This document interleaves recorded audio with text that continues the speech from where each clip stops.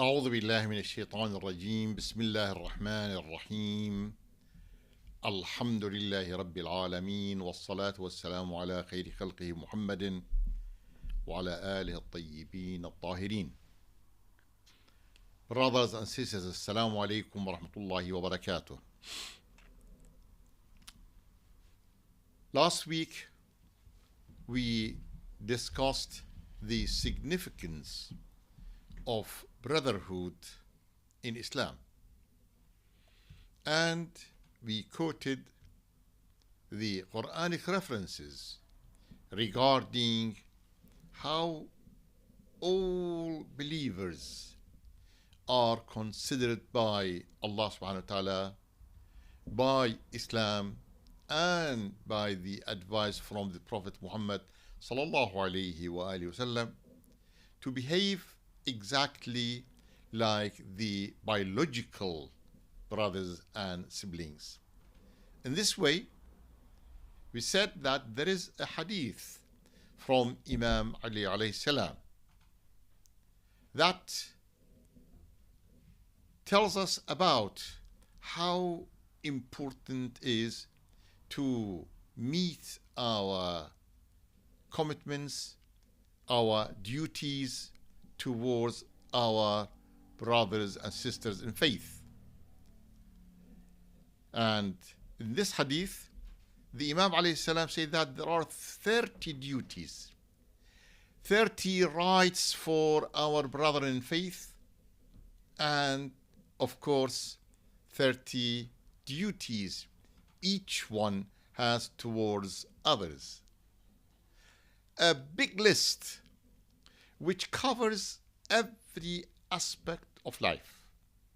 But the result and the fruit of that is one thing: to create harmony between all Muslims, not friendship, not only assistance, but rather harmony and feeling so close to one another, and trying to fulfill these duties is so important that the Imam alayhi salam says that if you neglect one of them or part of them, you will be held accountable on the day of judgment. Yes, you will be questioned. Why did you ignore this? Why did you neglect that? And you were able to fulfill such duty without any restriction. Today, as I promised last week, we are going to choose few of these duties because time does not permit us to cover all of them. But I will choose 15 out of them. 15 out of 30. Those who are more important in the eye of Allah subhanahu wa ta'ala, and we have to know about them, remember them, and always tick whether we have complied with them or not. The first one, the Imam alayhi salam said that forgive their faults. None of them, none of us is infallible, free from error or mistake.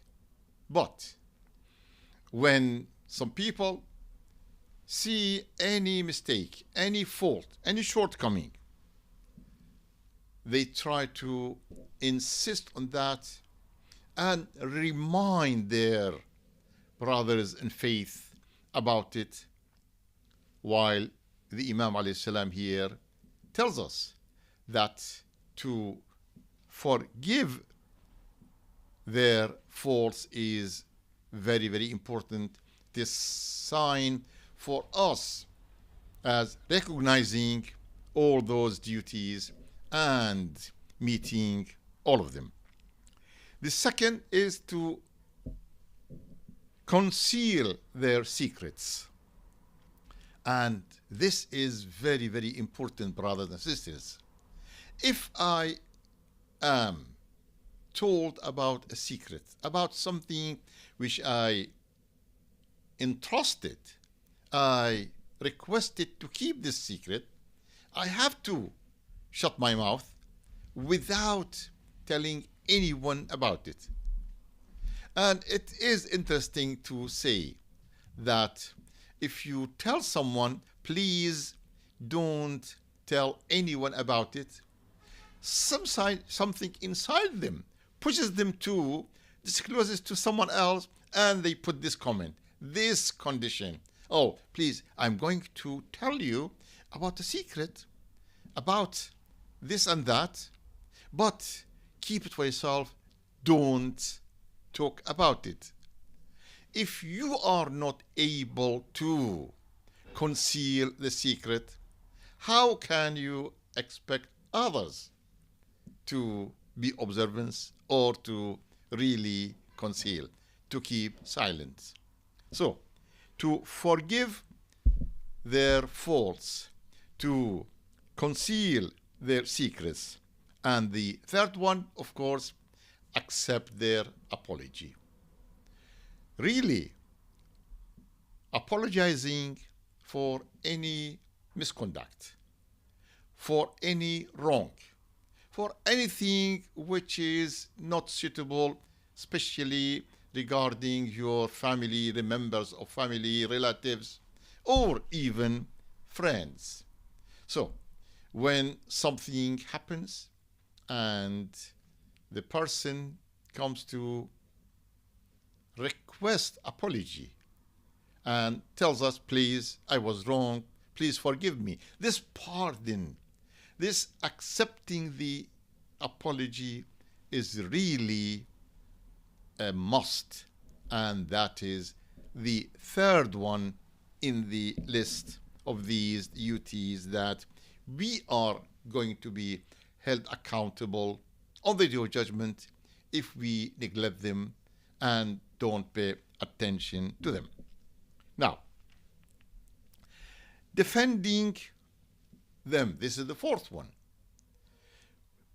When someone talks badly about them, the backbiting. And that is really one of the diseases, one of the problems that many communities are suffering from.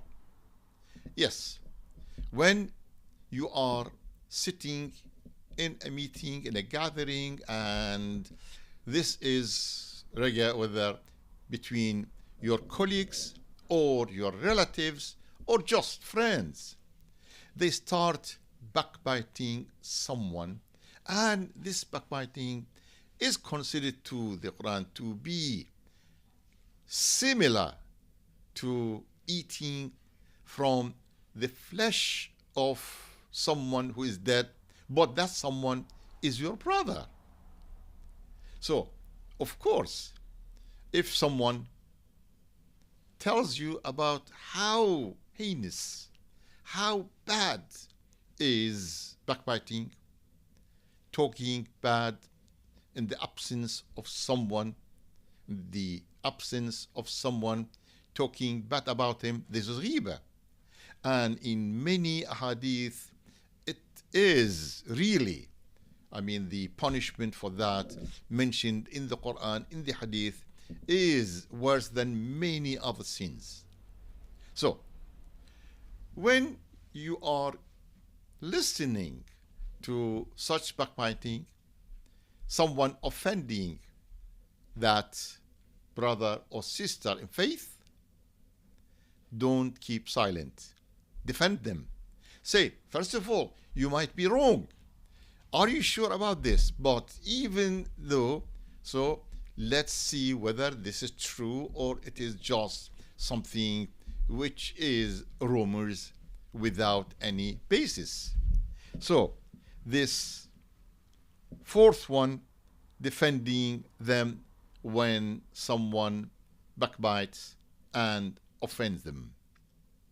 The fifth one in this list is to honor the promises that you make to them. although honoring the promise is something known by all to be good, but sometimes people don't take it seriously. Say, okay, let me make them happy by promise without committing ourselves to that.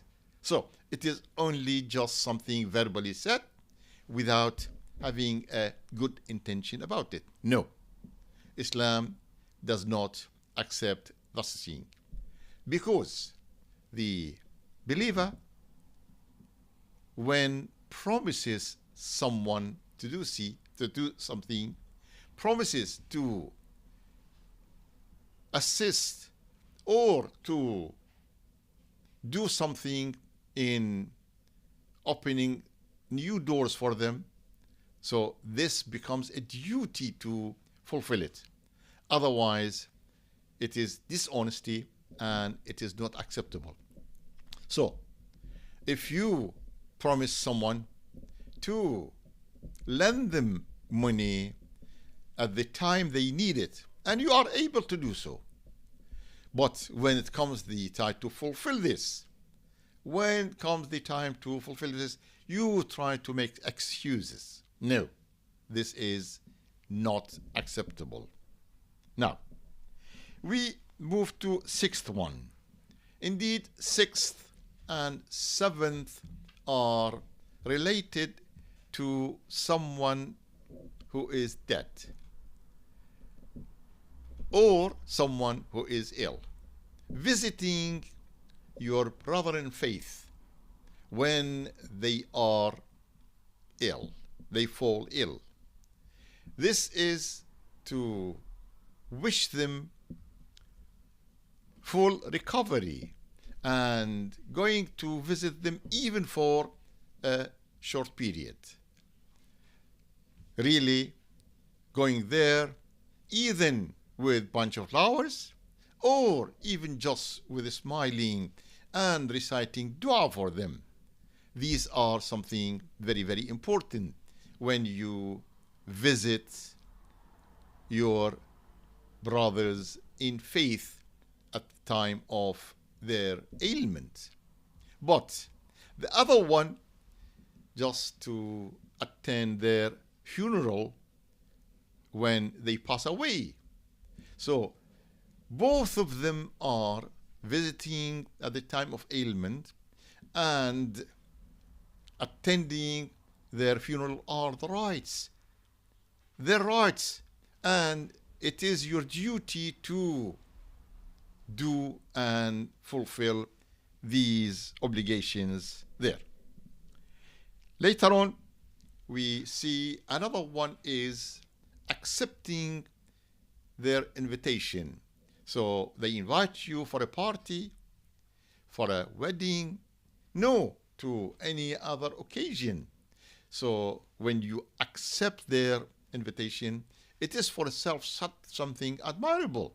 It is something which falls within that list of rights for them over you and duties for you to fulfill. Then protecting their families in their absence. And that is really very, very important. Let's say that your brother in faith has traveled far away for business, for Hajj, for any other whatever intention and plan they have. So, of course, their families, their wives, their dependents may need some sort of assistance in the absence of the breadwinner. Which means here what is important to look after them, and it is again a duty in this way. And the other one, which is important, when they greet you, it is your duty to return that greeting by a better way. And believing in their oath. Imam Sadiq alayhi salam tells his son Ismail that if 50 people tell you that Mr. So-and-so did so or said so, but when you confront him, you say, no, I didn't.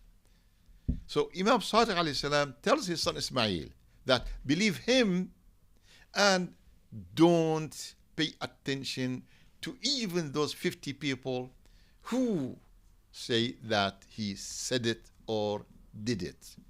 By this way, and maybe the last two is to wish for them what you wish for yourself and dislike for them what you dislike for yourself.